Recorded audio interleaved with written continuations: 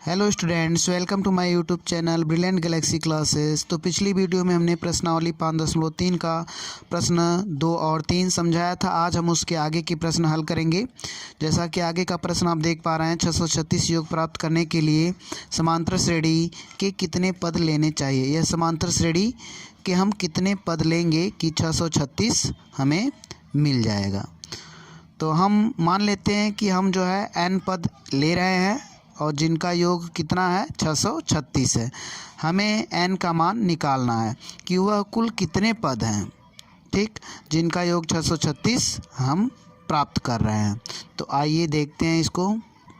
तो देखिए Sn आपको दिया गया, A दिया गया और D मालूम है। तो हम लॉन्ग फार्मूला यूज़ करेंगे n/2 और 2a plus n-1 into d equal to Sn। ये फार्मूला आप जानते हैं। तो यहाँ पे n हमें निकालना है, तो n हम छोड़ देंगे 2 गुणे a, तो यहाँ पे a का मान 9 है और प्लस n जो है हम नहीं रखेंगे क्योंकि हमें नहीं मालूम है और निकालना है। d की वैल्यू 8 है और Sn जो है 636।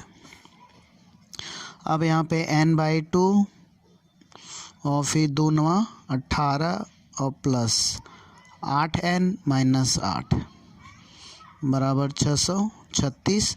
यहाँ पे देखिए n/2 है तो इसमें मल्टीप्लाई होगा तो n ऊपर आ जाएगा। देखिए 18 और -8 हल करेंगे तो यहाँ पे 10 और प्लस 8n और ये दो जो है गुणा होगा तो यहाँ पे पूरे कर दीजिए और बराबर 636। अब हम जो है फिर ये गुणा कर लें और इसका दोनों में करेंगे। यहाँ पे बाई 1 कर लीजिए। देखिए 10n प्लस 8n स्क्वायर और बराबर 2 छक्का 12, 2 3 6 7 और 2 छक्का 12। अब आप यहाँ पे देख पा रहे हैं कि ये द्विघात समीकरण बन गया। अब हम 2 से भाग देते, 2 चौक को 8 n स्क्वायर प्लस 2 पच्चे 10 और फिर माइनस 2 छक्का 12, 2 3 6 2 छक्का 12। ये आपका द्विघात समीकरण बन गया। हमें n का मान निकालना है। तो देखिए इसका इसमें गुणा करेंगे तो 2544 आएगा। आप करके देख सकते हैं इसका पूरे का इसमें, ठीक। तो ऐसा हम इसको ब्रेक करेंगे कि जोड़ने से 5 आए, जोड़ने से 5 आए और फिर गुणा करने से 2544। तो इसका जो ब्रेक होगा प्लस 50 3 53 n और माइनस 48 n माइनस 636। ये तो उसी तरह उतरेगा। अब यहाँ पे आप कॉमन ले लीजिए। यहाँ पे n कॉमन लेंगे तो 4n प्लस 53 और यहाँ पे माइनस ले लीजिए 12, तो यहाँ पे 4n और प्लस 53 बराबर 0, ठीक। अब यहाँ पे देखिए अगर हम फिर कॉमन लें तो 4n प्लस 53 और यहाँ पे n - 12 बराबर 0। अगर इसके बराबर हम 0 रखेंगे तो 4n प्लस 53 बराबर 0 लेंगे तो n बराबर इससे क्या मिलेगा -53/4 और इसके बराबर हम 0 रखेंगे n - 12 बराबर 0 तो n बराबर 12। आप जानते हैं कभी भी n की वैल्यू न बटे में आती है न माइनस में आती है, तो यह तो असंभव है। तो इसलिए n का मान आया 12, अर्थात इस समांतर श्रेणी में 12 पदों का योग 636 होगा। तो इस प्रकार यह चौथा प्रश्न समाप्त हुआ। आइए अब अगले प्रश्न पर आते हैं। तो पढ़ते हैं पांचवा प्रश्न। किसी AP का प्रथम पद 5, अंतिम पद 45 और योग 400 है। पदों की संख्या और सार्वंतर ज्ञात कीजिए, ठीक। तो आपने प्रश्न देखा अब हम इसको लगाने का प्रयास कर रहे हैं। इसमें आप देख पा रहे हैं प्रथम पद दिया गया है, अंतिम पद दिया गया है और सभी पदों का योगफल दिया गया है और इससे हमें डी और एन निकालना। तो हम n/2 फार्मूला यूज़ करते हैं और यहाँ पे a+l इक्वल टू SN होता है। अब n भी हमें निकालना, तो n हम छोड़ दे रहे हैं। देखिए a भी मालूम है हमें 5 और अंतिम पद 45 है और बराबर SN 400 है। अब 45 5 50, ठीक। अब यहाँ पर हम n/2 और ये 50 कर लें बराबर 400। इससे अगर काटेंगे तो 25 आएगा। 25 n बराबर 400, तो n बराबर 400 और बटे 25। 25 से कम 25 और 15 हुआ 25 छक्का 150। इस प्रकार n आपका 16 आ गया। अब हमें डी निकालना है। आप जानते हैं कि a+n-1 और into d equal to an होता है, ठीक। n की तो वैल्यू आपके पास है, ठीक। तो n की जगह आप 16 रख सकते हैं, ठीक। और यहाँ पे a+n 16 - 1 और d, ठीक। तो a 16 बराबर हम ऐसे लिख सकते हैं, ठीक। और a और d की भी वैल्यू मालूम है हमें। तो प्रथम पद 5 है और ये 16 में से घटाएंगे 15d, तो 15 इंटू डी की वैल्यू नहीं मालूम है हमें, तो इसको हमें निकालना है। a 16 कितना है, लास्ट पद 45 है, ठीक। अब देखिए ये 45d हो जाएगा और ये इधर आएगा, तो 45 में से 5 घटा दिए 40 और d इक्वल टू 40/15। 5/40, 5×3 = 15। d की वैल्यू 8/3 आ गया, ठीक। अब आते हैं अगले प्रश्न पर। तो छठे प्रश्न में आप देख पा रहे हैं किसी एपी के प्रथम और अंतिम पद दिया गया है। ये प्रथम पद और ये अंतिम पद है, क्रमशः दिया गया। तो ये प्रथम और ये अंतिम। यदि सार्वंतर डी दिया गया है 9, तो इसमें कितने पद और इनका योग क्या है। तो आइए देखते हैं इसको। तो यहाँ पे देख पा रहे हैं प्रथम पद मालूम है, अंतिम पद मालूम है किसी एपी में, और डी मालूम है। हमें n निकालना है, कुल कितने पद हैं और उन पदों का योगफल कितना है, SN, ठीक। तो देखिए हम यहाँ पे फार्मूला यूज़ करते हैं a+n-1 और d इक्वल टू an होता है, ठीक। यहाँ देखिए a भी मालूम है 17 प्लस n हमें मालूम करना है, तो n हम छोड़ देते हैं और यहाँ पे d की वैल्यू 9 है बराबर an लास्ट टर्म 350, ठीक। अब यहाँ से हम 17 इधर लेके जाएंगे, तो n-1 और 9 इंटू 350 में से आप 17 घटा दीजिए, तो यहाँ पे आपको 333 मिलेगा। अब n-1 बराबर, देखिए n जब इधर जाएगा तो भाग हो जाएगा 333/n, 9×3 = 27 और 6 9 7 63। अब n बराबर ये n-1 बराबर 37, तो n बराबर ये इधर जाएगा, ट्रांसफ़र करेंगे तो पॉजिटिव हो जाएगा, तो 37 और +1 बराबर 38। तो n की वैल्यू 38 आ गई। अभी हमें इसमें हमें SN निकालना, तो हम छोटा वाला फार्मूला यूज़ करेंगे SN का। तो SN बराबर होता है n/2 ब्रैकेट में a+l इक्वल टू SN, ये होता है। तो हमें SN निकालना है, तो n भी मालूम है आपको 38/2 और प्रथम पद क्या है 17 और अंतिम पद 350, ठीक। और ये SN हमें चाहिए, n की जगह हम रख लें 38, मतलब 38 पद का हमें सम चाहिए, ठीक।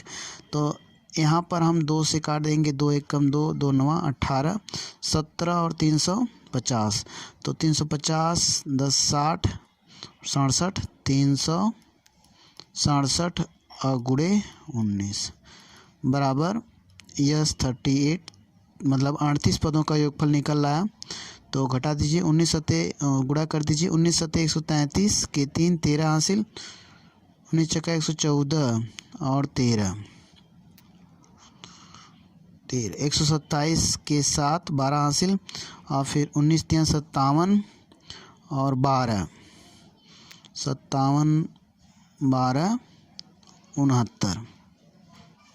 ठीक, तो ये 38 पदों का योगफल आपका निकल गया।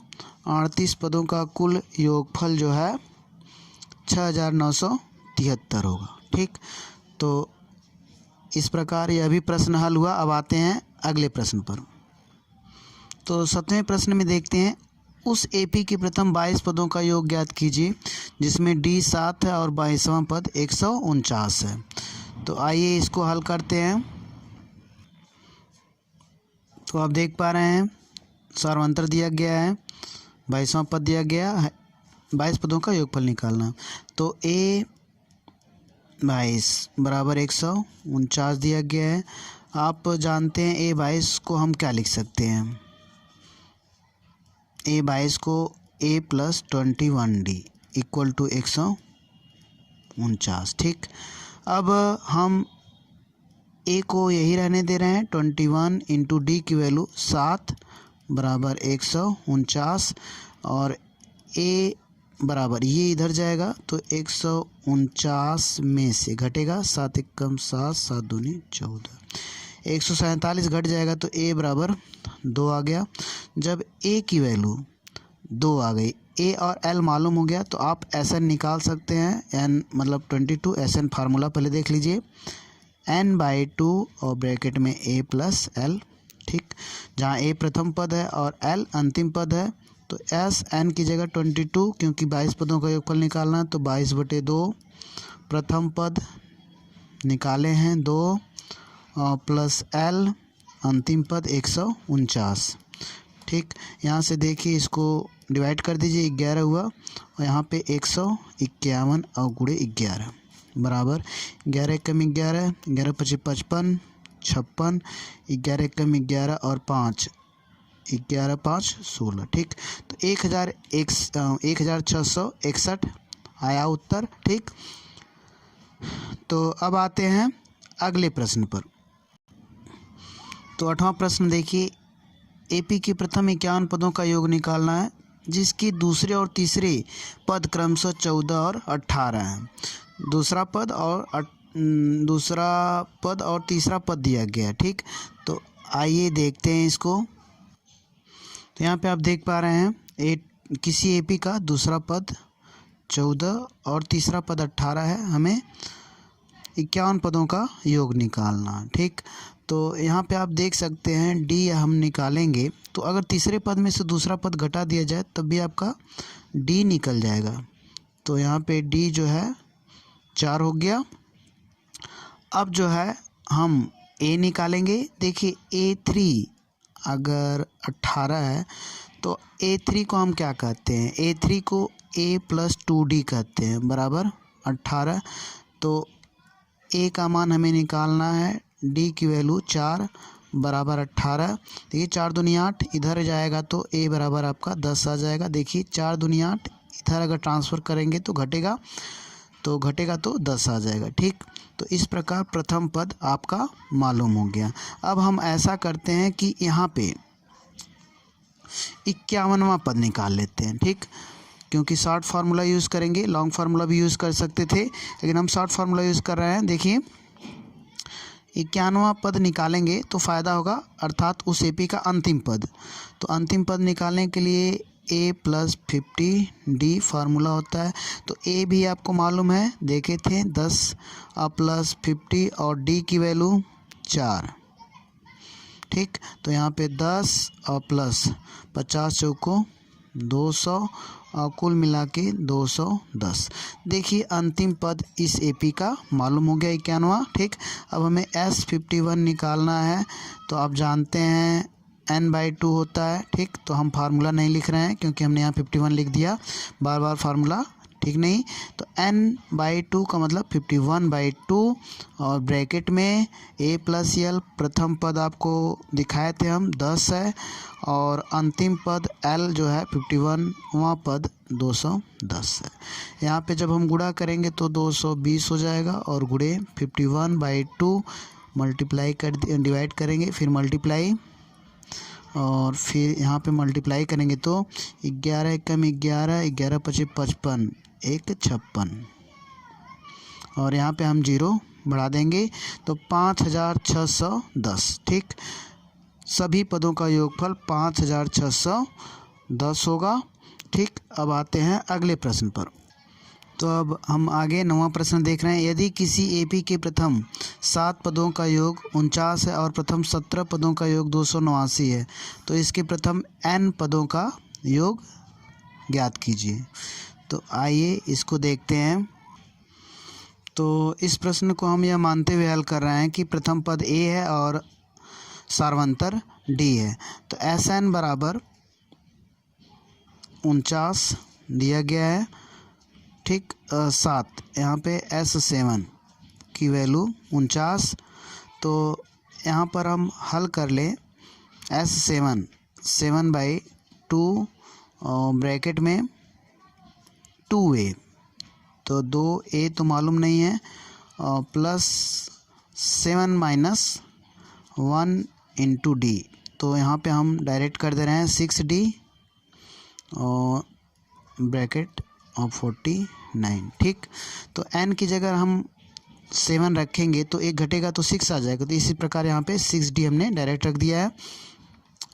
अब 2a plus 6d equal to, ये इधर ट्रांसफ़र करेंगे तो 2 ऊपर हो जाएगा और 7 नीचे, डिवाइड करेंगे 7 2 जा 14 और 2a plus 6d equal to 14। 2 अगर हम डिवाइड कर दें दोनों तरफ 2 से तो यहाँ पर जो वैल्यू आएगी a plus 3d equal to 7। अब देखिए ये इक्वेशन 1 बन गया। अब जो है हम दूसरा ले लेते हैं 17वां पद। यस 17 उसी एपी के 17 पदों का योगफल 289 है।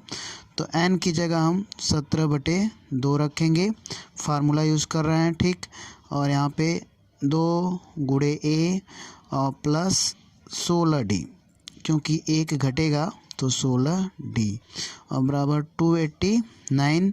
ये इधर जाएगा तो 2a प्लस 16d बराबर, ये इधर गया तो 289 इंटू 2 होगा और यहाँ पे 17 से डिवाइड करेंगे 17 ही आएगा। 17 2 जा 34 और यहाँ पे 2a plus 16d equal to 34। और a अगर हम देखिए दोनों तरफ 2 से डिवाइड कर दें इसमें तो क्या आएगा, a plus 8d equal to 17। ये आपका इक्वेशन 2 बन गया। अब हम इक्वेशन 1 और 2 से हल करेंगे। फ्रॉम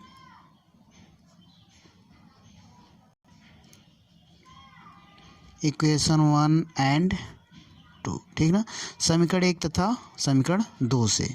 ठीक, तो यहाँ पे देखिए a plus 3d equal to 7 और a plus 8d equal to 17। यहाँ पे घटाएंगे तो माइनस हो जाएगा, ये कट गया। ठीक, minus 5d equal to minus 10। यहाँ पे d इक्वल टू, यहाँ पे अगर हम हल करें तो -10/-5 कट जाएगा तो 2 हो जाएगा। तो d बराबर आपका 2 आ गया। अब समीकरण 1 या 2 में हम मान रख दें तो a की वैल्यू आ जाएगी। ठीक ना, तो d का मान समीकरण 2 में रखने पर, ऊपर हमने थोड़ा सा इंग्लिश लिख दिया है क्योंकि सीबीएसई बोर्ड को पढ़ाते हैं तो इसमें आदत बन गई है। तो ठीक है, d का मान समीकरण 1 में रखने पर तो यहाँ पे a plus 8d equal to 17। अब यहाँ पे a की वैल्यू मत रखिए और 8 है और 2 इंटू इक्वल टू 17। a बराबर 8 दूनी 16, इधर जाएगा तो 17 माइनस 16, तो यहाँ पे 1 आ गया। ठीक, अब देखिए a और d की वैल्यू आ गई, तो आपको Sn निकालना है। तो Sn n पदों का योगफल निकालना है, तो n/2 और ब्रैकेट में 2a प्लस n माइनस 1 और d ब्रैकेट में। ठीक, तो यहाँ पे n/2 लिख दीजिए और 2a की वैल्यू कितना है आप देख रहे हैं, 1 है, तो 2 1 कम 2 या 1 हम लिख दे रहे हैं, गुणा करके दिखा दे रहे हैं। अब n तो n पदों का योगफल निकालना है, तो n तो कोई नंबर है नहीं, तो हम यहाँ पे n ही रखेंगे। ठीक, अब यहाँ पे d की वैल्यू आप सब देख पा रहे हैं, 2 है। अब यहाँ पे आप निकाल लीजिए n/2 और 2a प्लस इसका इसमें गुणा 2n माइनस 2, ये देखिए वो सॉरी यहाँ पे 1 2 1 जा 2 1 होगा, ठीक ना, 2 1 जा 2, यहाँ पे 2 का जब मल्टीप्लाई होगा 2 1 जा 2 ही होगा, तो ये इसे देखिए डिवाइड हो जाएगा। ठीक, ओ सॉरी कैंसिल हो जाएगा, -2 है और ये +2 है, कैंसिल हो जाएगा, यहाँ पे 2n बचा और यहाँ पे n/2, 2 से 2 कट गया। ठीक, n²।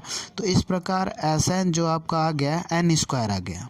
ठीक, यहाँ पे हमने 1 सही रखा था, 2 1 जा 2 होना चाहिए, तो 2 इंटू 1 कर दिए, 2 ही है समझिए, तो 2 से यहाँ पे कैंसिल हो जाएगा क्योंकि -2 है और यहाँ पे +2 है, केवल 2n बचा और n/2 में मल्टीप्लाई होगा तो n² हो जाएगा। ठीक, अब आते हैं अगले प्रश्न पर।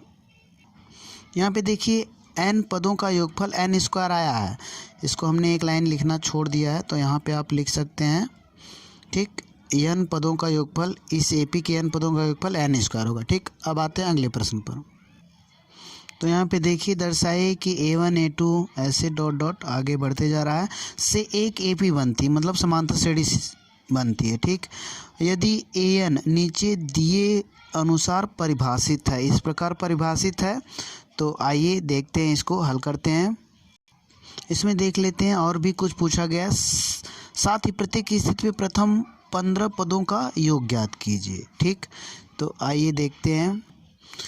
देखिए इस प्रकार परिभाषित है AN, तो AP बन रहा है, तो देखिए हम 1 रखेंगे n की जगह, तो यहाँ पे भी 1 रखना पड़ेगा और ये आपका प्रथम पद AP का प्रथम पद यहाँ पर आएगा। ठीक, 4 1 कम 4 3 7। ठीक, अगर n की जगह हम 2 रखें तो यहाँ पे भी 2 रखना पड़ेगा, उस AP का जो है दूसरा पद आ जाएगा। 4 दूनी 8 3 11। ठीक, तो इस प्रकार तीसरा चौथा पांचवा आप निकाल सकते हैं।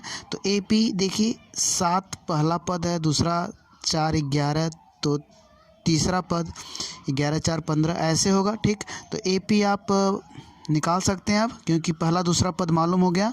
AP क्या होगा, 7 होगा, 11 होगा, 15 होगा, 7 4 11 4 15 और इस प्रकार आगे बढ़ता जाएगा 4 4 जोड़ते हुए।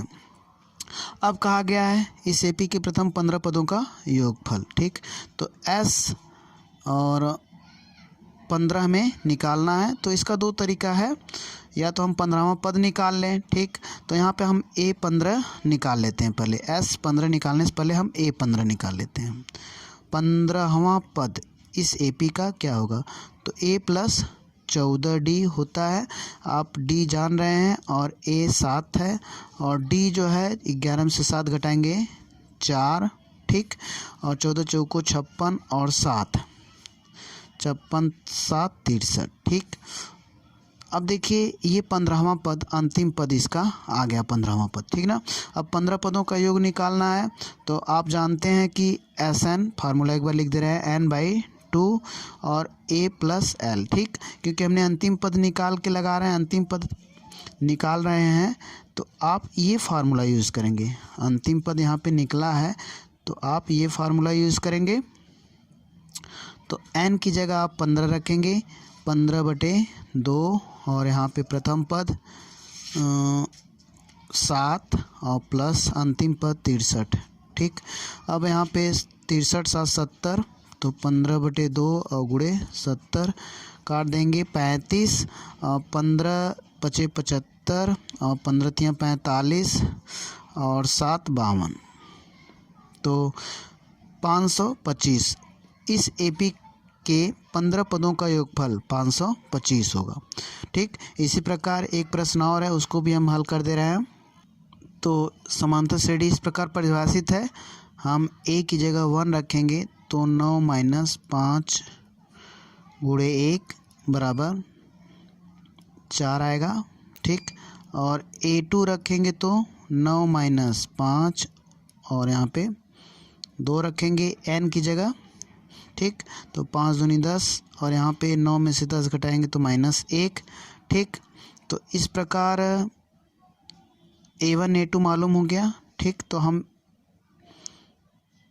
अगला पद भी निकाल सकते हैं, A3 भी यहाँ पे निकाल सकते हैं। 9 - 5 और यहाँ पे 3 रख दीजिए, तो 9 - 15, तो यहाँ पे -6। ठीक, अब AP देख रहे हैं आप, 4 हुआ और -1 हुआ और फिर -6 हुआ, डॉट डॉट। ठीक, यहाँ पे हम D निकाल लें। इस AP का D निकालने के लिए -1 में से आप घटाएंगे 4। ठीक, और जब घटाएंगे तो ये आ जाएगा -5, -1 -4 = -5। ठीक, जब ये -5 आ गया तो ये D हमें मालूम हो गया।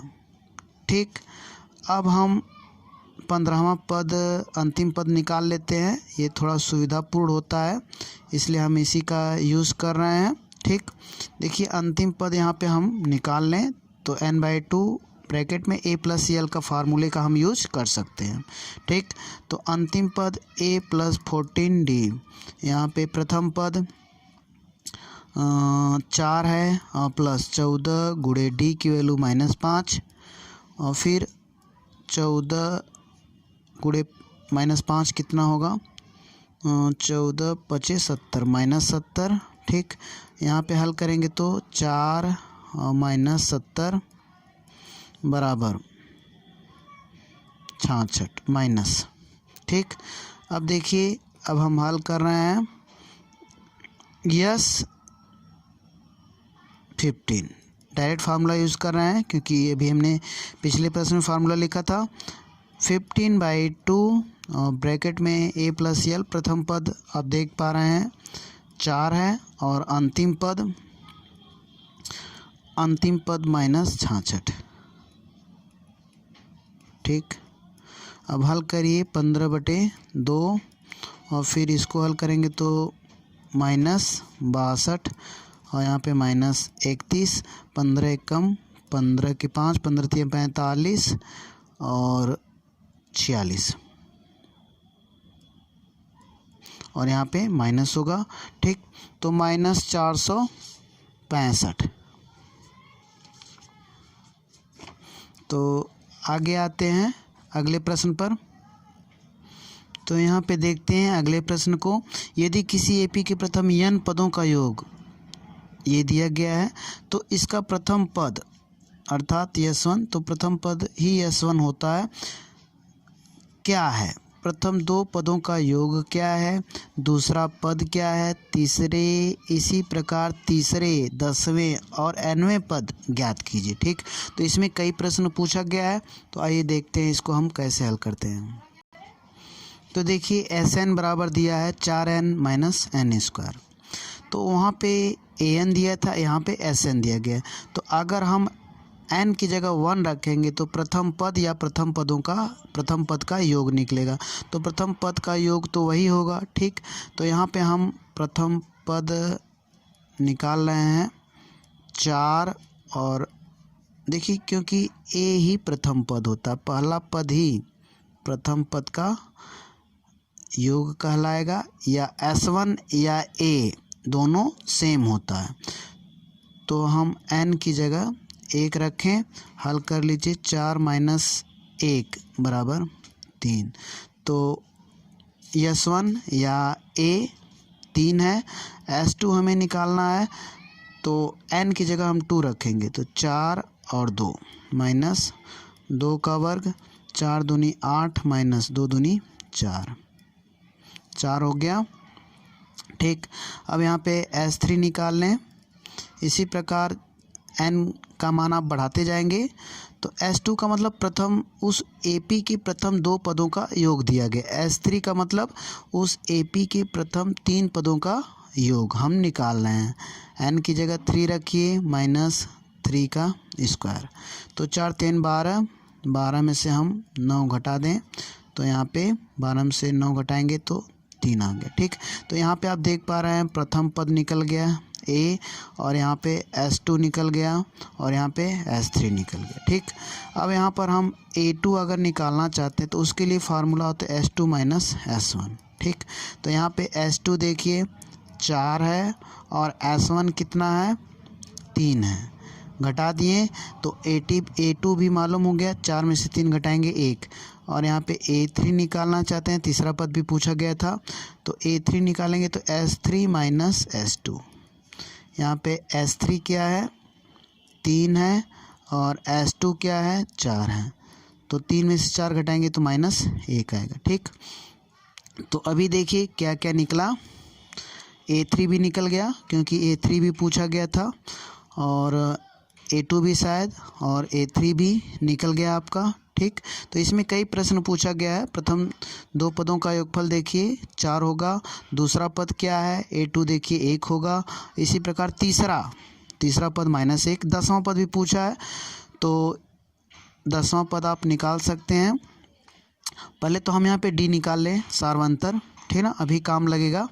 तो हम D निकाल लेते हैं।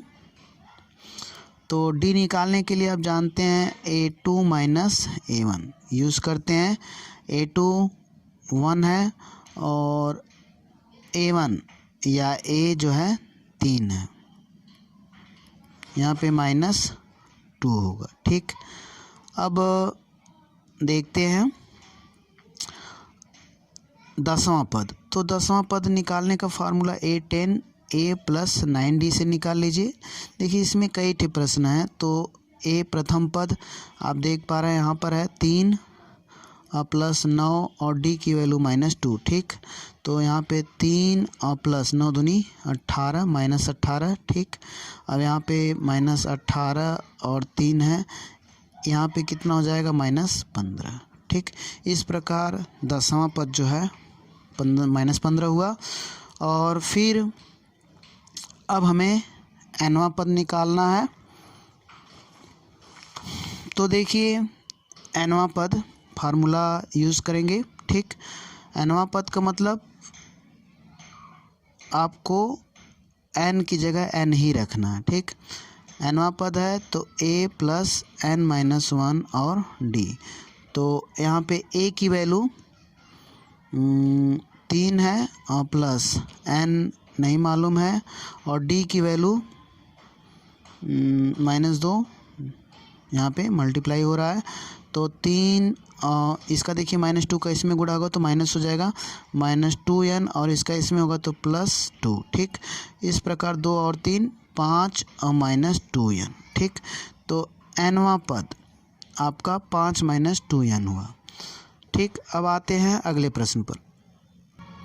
यहाँ पे आप देख पा रहे हैं ऐसे प्रथम 40 धन पूर्णांकों का योग ज्ञात कीजिए जो 6 से विभाज्य है। ठीक, तो आइए देखते हैं इसको। तो यहाँ पे देखिए प्रथम 40 धन पूर्णांक जो 6 से विभाज्य है, तो यहाँ से ऐसे चल रहा है 6 के 6 12 17 18, यहाँ 40 पदों तक इसी प्रकार आगे बढ़ा है, और हमें इसका क्या निकालना है, योगफल निकालना है। तो यहाँ पे आप देख पा रहे हैं A मालूम है 6, और यहाँ पे D भी निकाल सकते हैं, 12 में 6 घटाएंगे 6। ठीक, और N 40वां पद इस AP का क्या होगा, अब जानते हैं A 40 रख सकते हैं आप। ठीक, A 40 के लिए A प्लस 39D। ठीक, यहाँ पे प्रथम पद 6 और प्लस 39 और D की वैल्यू 6। यहाँ पे 40वां पद हम निकाल ले रहे हैं तो 6 हुआ प्लस 6 9 54, 6 3 18 और 5 23, और जोड़ेंगे तो 240। ठीक ना, तो इस प्रकार यहाँ पर जो 40वां पद है अंतिम पद 240 है।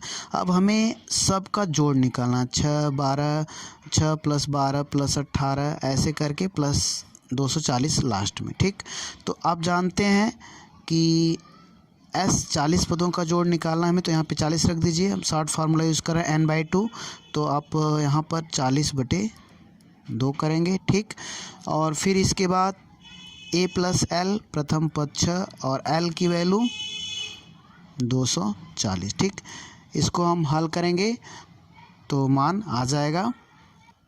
तो देखिए हमने ये वाला फार्मूला यूज़ किया है। ठीक, Sn बराबर, तो हम इससे भी लगा सकते थे, तो हमारी चॉइस है, चाहे हम इसका यूज़ करना है हमें तो अंतिम पद निकालना ही पड़ेगा। ठीक, और इससे भी हम लगा सकते हैं। ठीक, तो देखिए अंतिम पद यहाँ पे 240 है, 240 और 6 246, और यहाँ पे भाग देंगे तो 20 हो जाएगा।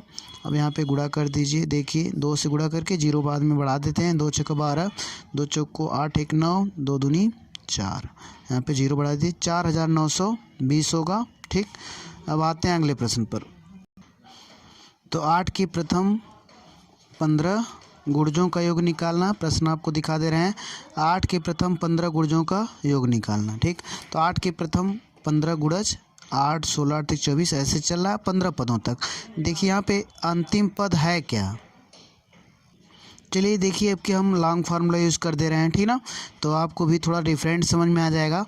तो यहाँ पे हमें 15 पदों का योग निकालना है, तो आप जानते हैं Sn बराबर n/2 और ब्रैकेट में 2a प्लस n-1 और यहाँ पे d। ठीक, तो ये भी फार्मूला यूज होता है सम निकालने के लिए। तो 15 पदों का योगफल निकालना, तो n की जगह 15/2। ठीक, हम इसमें अंतिम पद नहीं निकाल रहे हैं। 2 गुणे a कितना है, 8 है, और प्लस n मालूम है, n की जगह आप 15 रखेंगे, 15 - 1 14। ठीक, और d की वैल्यू देखिए 16 में 60 घटाएंगे तो 8। ठीक, तो इस प्रकार यहाँ पे अब हम हल कर रहे हैं 15/2 और 2/16 और प्लस 14/112।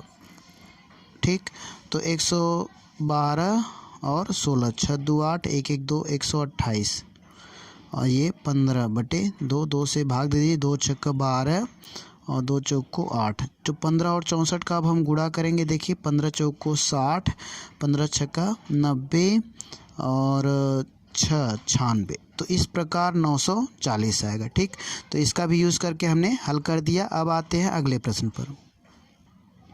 तो यहाँ पे देखिए 0 और 50 के बीच की विषम संख्याओं का योग आपको निकालना है। तो यहाँ पे हम देख लेते हैं 0 और 50 के बीच विषम संख्याएं 1 3 5 और अंतिम विषम संख्या 49 है। ठीक ना, तो यहाँ पे देखिए 49 पदों तक लिखा रहता तो बात दूसरी है। ठीक, यहाँ पे अंतिम विषम संख्या जो कि 50 से छोटी है 49 है, और यहाँ तक के पदों का आपको योग निकालना। ठीक, तो यहाँ पे आपको पहले n निकालना पड़ेगा। ठीक ना, तो n निकालने के लिए आप an का यूज़ करेंगे। ठीक, a प्लस n-1 और d।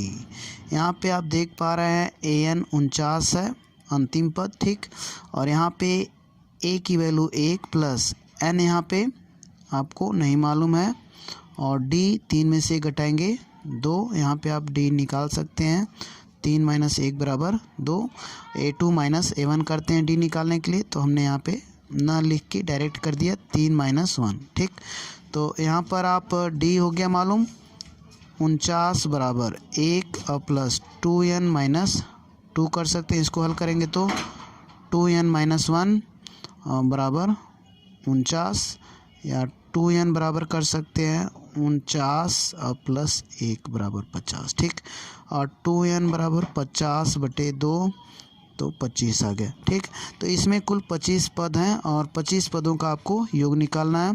तो योग वाला फार्मूला Sn होता है, तो n की जगह हमने 25 मालूम है हमको, फिर यहाँ पे 25/2, और यहाँ पे a प्लस l a1 है और l लास्ट टर्म 49, ये 50 हो गया गुणे 25/2, 2 से भाग देंगे 25, 25 का 25 में गुणा 625, तो टोटल 25 पदों का योगफल 625।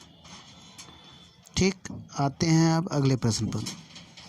तो यहाँ पे एक चीज़ देखें कि ये हमारा अंतिम पद खुद दिया गया है, ठीक ना। हमने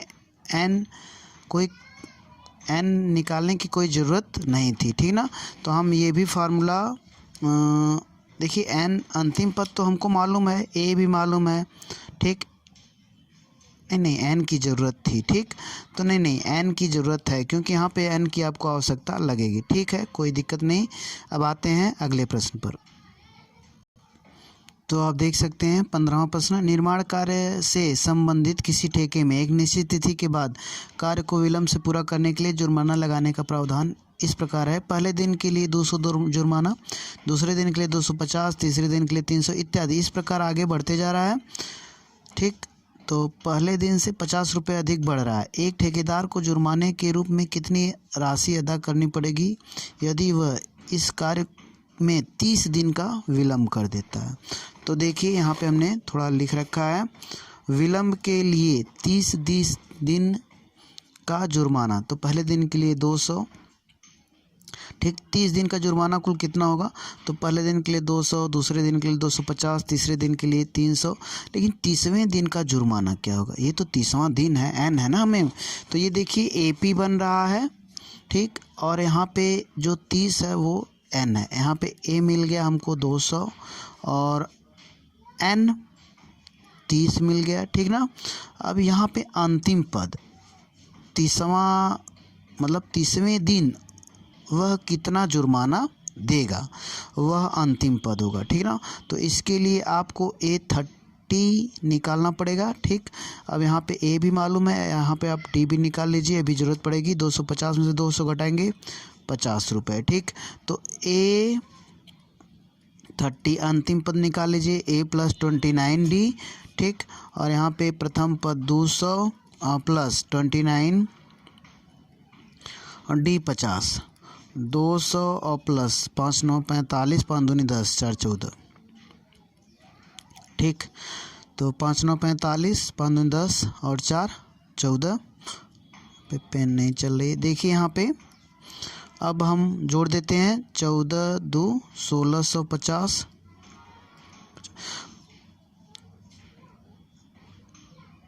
ठीक। 1650 हो गया। तो अंतिम दिन 30वें दिन वो 1650 रुपये देगा।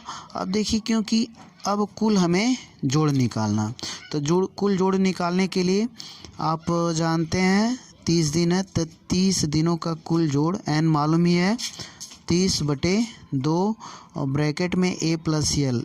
ए प्रथम दिन वह 200 रुपये दे रहा है और अंतिम दिन A + L अंतिम दिन वो 1650 रुपये दे रहा है, ठीक।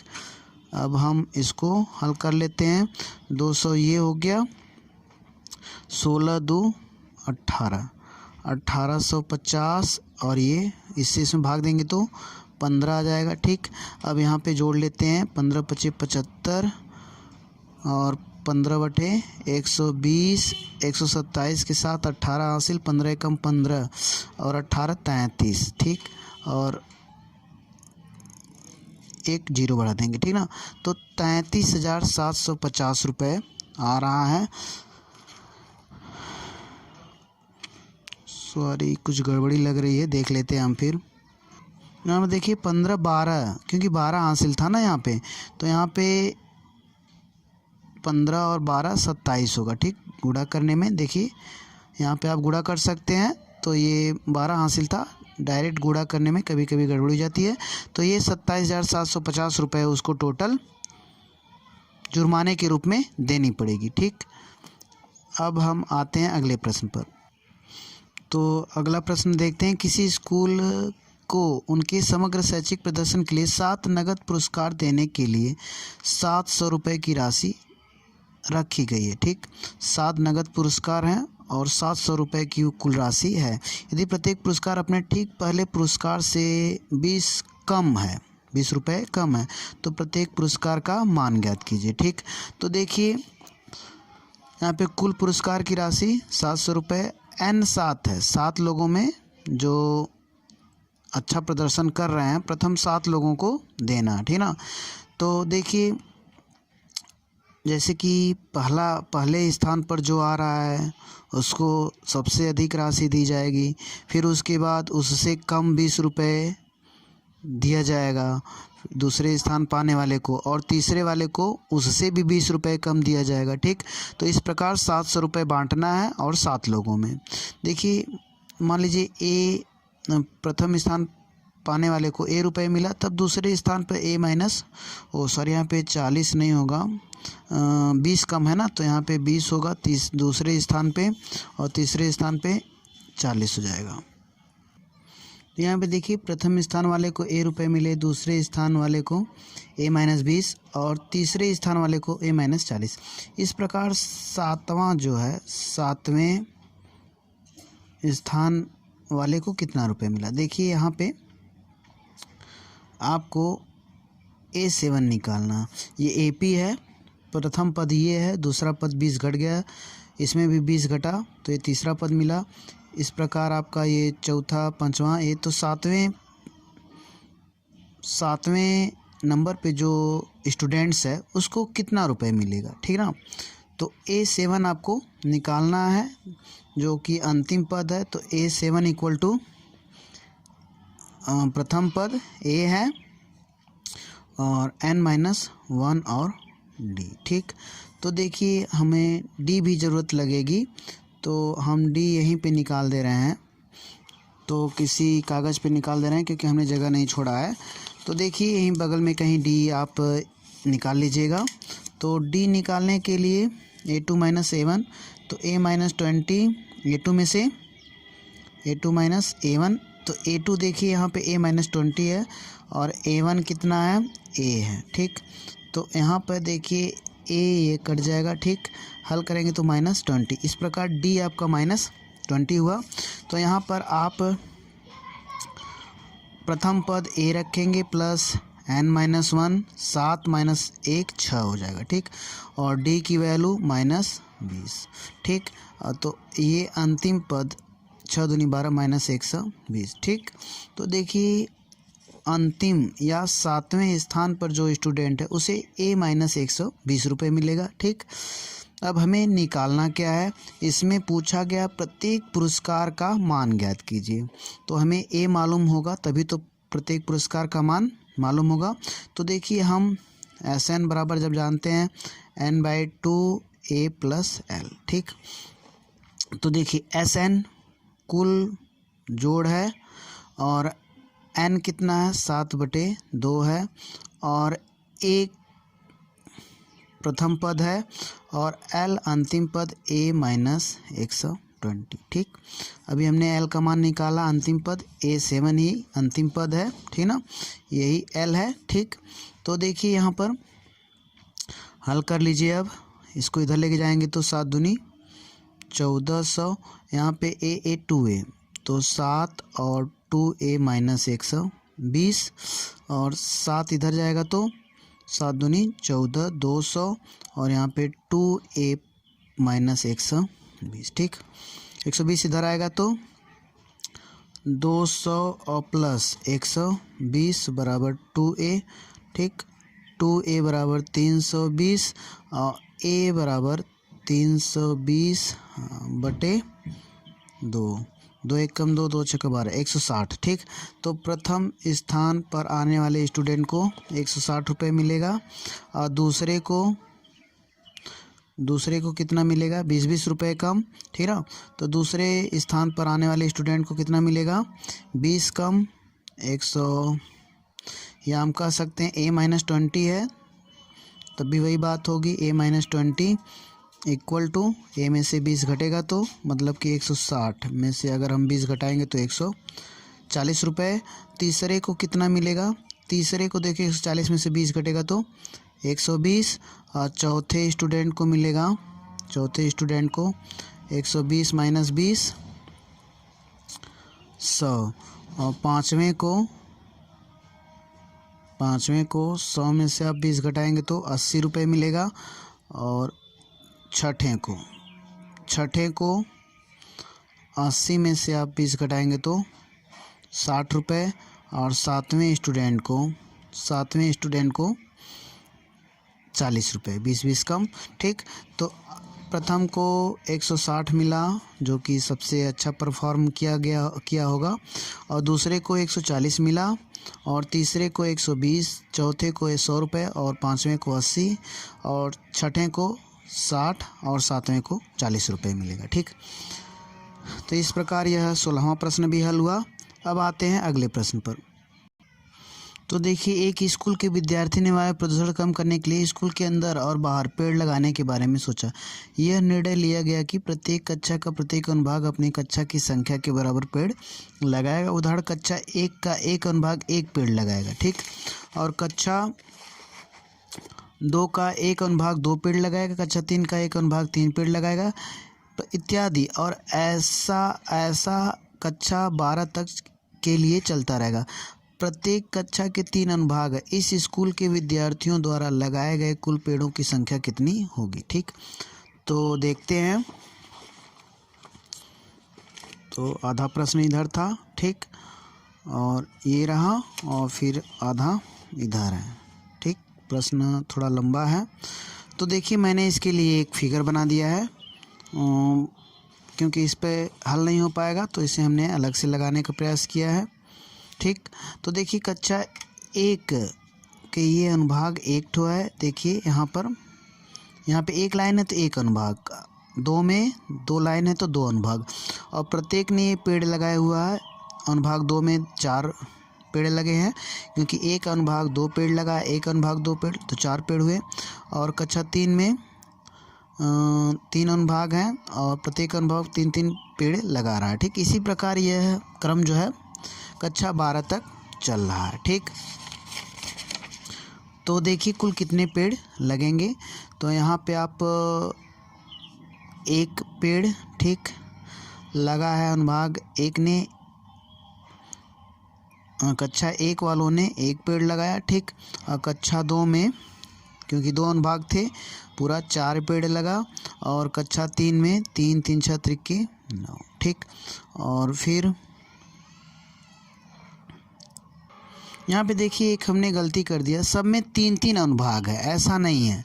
ठीक, इसमें भी 3 अनुभाग हैं, तो यहाँ पे जो है 3 अनुभाग हैं तो 3 पौधे लगेंगे। ठीक, तो यहाँ पे कितने पौधे हो गए? 3। ठीक, अब क्योंकि इसमें भी 3 अनुभाग हैं तो 1 अनुभाग और 2 पेड़ लगाएगा। ठीक, और यहाँ पे कितना हो जाएगा? 2 2 4 3 6। ठीक, यहाँ पे कितने पेड़ हो गए? 6 पेड़ कक्षा 2 के द्वारा लगाया गया। ठीक, और अनुभाग 3 में भी 3 अनुभाग हैं। ठीक, कक्षा 3 में भी 3 अनुभाग है, तो 3 3 6 त्रिके 9, ये चलिए ठीक है। और यहाँ पे 4 में 1 कम होगा। ठीक ना, तो इससे हम वाइटनर लगा देते हैं। कक्षा 4 में भी 3 अनुभाग है, और इसमें कुल पौधे कितने लगे हैं? 12 ठो। ठीक, इसी प्रकार आगे चलते जा रहा है, और इसमें 12 पद लिखाएगा, क्योंकि 12 क्लास है, 12 पदों तक। ठीक, तो यहाँ पे आप देख पा रहे हैं ये समांतर श्रेणी हो गई, 12 पदों का योग निकालना है। तो यहाँ पे ए जो है 3 है, और डी देखा जाए तो 6 में से 3 घटाएंगे तो 3 ही आएगा, और एन जो है 12 क्लास है। ठीक, तो एन 12 हो गया। अब हम 12वां पद निकाल सकते हैं, ए 12, मतलब लास्ट अंतिम पद हम निकाल रहे हैं। ठीक ना, अंतिम पद a + l वाला फार्मूला यूज़ करेंगे, n/2 ब्रैकेट में a + l, इसलिए अंतिम पद हमें निकालना ज़रूरी हो जाता है। तो यहाँ पर a + 11d, तो यहाँ पर a की वैल्यू 3 + 11 × d की वैल्यू 3, 11 × 33 + 3। ठीक, 33 और 3 36, तो कक्षा 12 में 36 पौधे लगेंगे। ठीक, कक्षा 12 के लोग 36 पौधे लगाएंगे, और कुल पौधों की संख्या S12। ठीक, तो यहाँ पे n/2, तो 12/2, और ब्रैकेट में a + l, प्रथम पद 3 और अंतिम जो है 36। ठीक, और फिर यहाँ पे 36 3 39, और गुणे 6 हो जाएगा, 6 9 54, और 6 3 18, और 5 23। ठीक, तो 234 कुल पौधे लगेंगे। ठीक, अब आते हैं अगले प्रश्न पर। तो आइए देखते हैं 18वां प्रश्न। केंद्र ए से प्रारंभ करते हुए बारी बारी से केंद्र ए और बी को लेते हुए त्रिज्याओं 0.5 सेंटीमीटर, 1, 1.5 और 2 सेंटीमीटर वाले उत्तरोत्तर अर्धवृत्तों को खींचकर एक सर्पिल बनाया गया, जैसा कि आकृति 5.4 में दर्शाया गया। 13 क्रमागत अर्धवृत्तों से बने इस सर्पिल की कुल लंबाई क्या है। देखिए यहाँ पे एक बार केंद्र ए को लिया गया है, तो यहाँ पे अर्धवृत्त बनाया गया है। तो L1 यहाँ से यहाँ तक की लंबाई है, ठीक। और यहाँ पे फिर B को केंद्र लिया गया है, तो यहाँ से यहाँ तक जो है L2 की लंबाई है। यही लंबाई का जोड़ हमें निकालना है, ठीक। ये देखिए परिधि हो गया, अर्धवृत्त हो गया, ठीक ना। यहाँ पे भी एक अर्धवृत्त बना, यहाँ पे भी एक अर्धवृत्त बना है, ठीक। तो यहाँ से यहाँ तक की लंबाई निकालने के लिए आप परिधि निकालेंगे अर्धवृत्त का 2πr/2, ठीक। तो देखिए ये लंबाई का जोड़, ये लंबाई का जोड़, ये तीसरी, जब ए अब हम केंद्र लेंगे तो ये तीसरा वाला L3 बन रहा है, ठीक ना। तो इस प्रकार सर्पिल बनते जा रहे हैं और हमें इन सब की लंबाई निकालना, ठीक। तो आइए देखते हैं, हम थोड़ा सा इसमें लिख रखे हैं, क्योंकि देखिए L1 की लंबाई क्या होगी 2πr1/2 पूरी परिधि और बटे 2 कर दें, अर्धवृत्त की परिधि मालूम हो जाएगा, ठीक। R1 की जगह हमने 0.5 रखा है, क्योंकि पहले वाले L1 जो अर्ध परिधि है उसकी त्रिज्या यहाँ से यहाँ तक 0.5 ली गई है, ठीक। और दूसरा वाला है तो उसमें 1 त्रिज्या ली गई है, ठीक। तो इस प्रकार सर्पिल बनाया जा रहा है। तो L3 की लंबाई ये लंबाई होगा, तो इसे हम लंबाई बना दे रहे हैं। तो देखिए यहाँ पे L2 की लंबाई पाई सेंटीमीटर हो जाएगा, L3 की लंबाई 1.5 पाई सेंटीमीटर हो जाएगा, ठीक। तो इस प्रकार 13 सर्पिल की कुल लंबाई कितना होगा, ठीक। तो देखिए अब हम यहाँ पे क्योंकि 13 सर्पिल बन रहे हैं, तो हम लास्ट वाले सर्पिल की लंबाई निकाल ले रहे हैं, L13 निकाल ले रहे हैं, ठीक। तो L13 के लिए आप जानते हैं A + n-1, ठीक।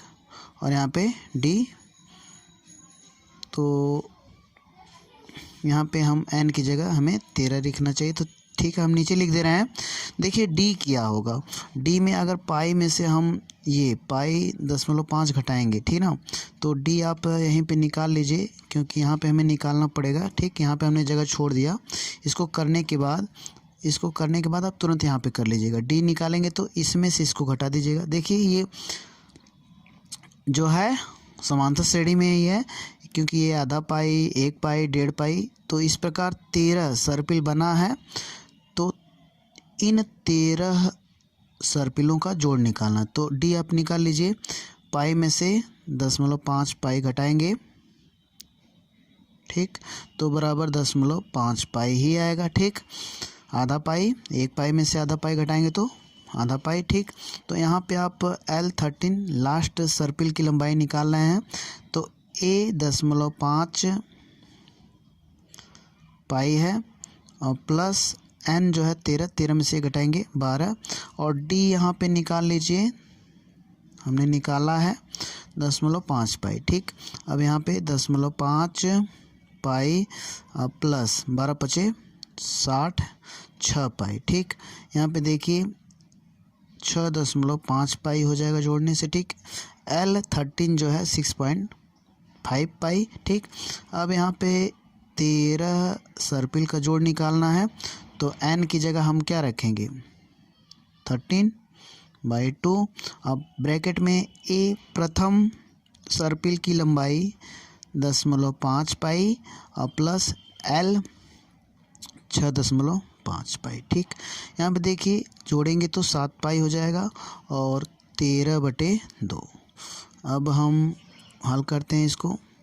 तो यहाँ पे देखिए पाई का मान आप लेंगे 7 × 22/7, 7 से 7 काट दीजिए, 2 से ये 11, 11 × 3 = 33 और 11 कम 11 12 13 14 143 सेंटीमीटर कुल सर्पिल की लंबाई होगी। ठीक, तो देखिए लगाने के लिए कई लोग कई तरीके से लगा सकते हैं। ठीक, तो मेथड सही होना चाहिए।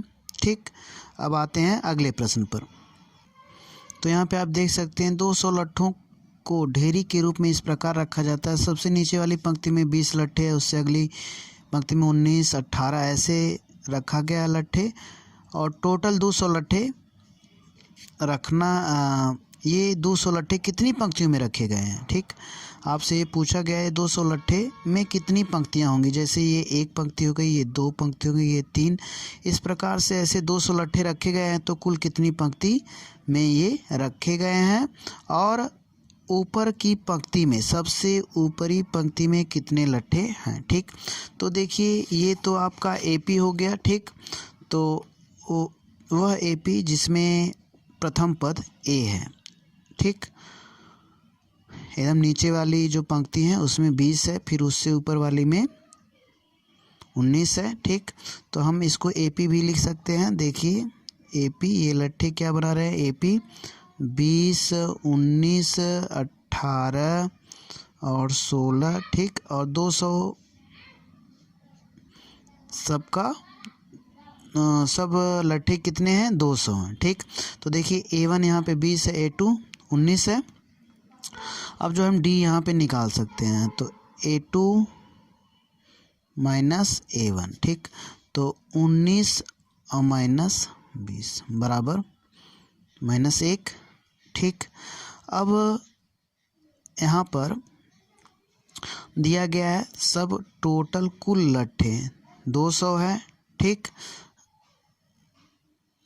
यहाँ पे देखिए प्रथम पद मालूम है और हमें डी मालूम है, हमें एन निकालना, कुल कितने पद हैं। तो देखिए एन निकालने के लिए आप फार्मूला यूज़ करिए, n/2 और ब्रैकेट में 2a प्लस n-1 और into d equal to SN होता है। ठीक, आप जानते हैं इसको। अब यहाँ पे n हमें मालूम ही नहीं है, और 2 और a की वैल्यू 20 है, तो आप 20 रख दीजिए। ठीक, और n की जगह आप छोड़ दीजिए, और d की वैल्यू कितना है, -1 है, बराबर SN टोटल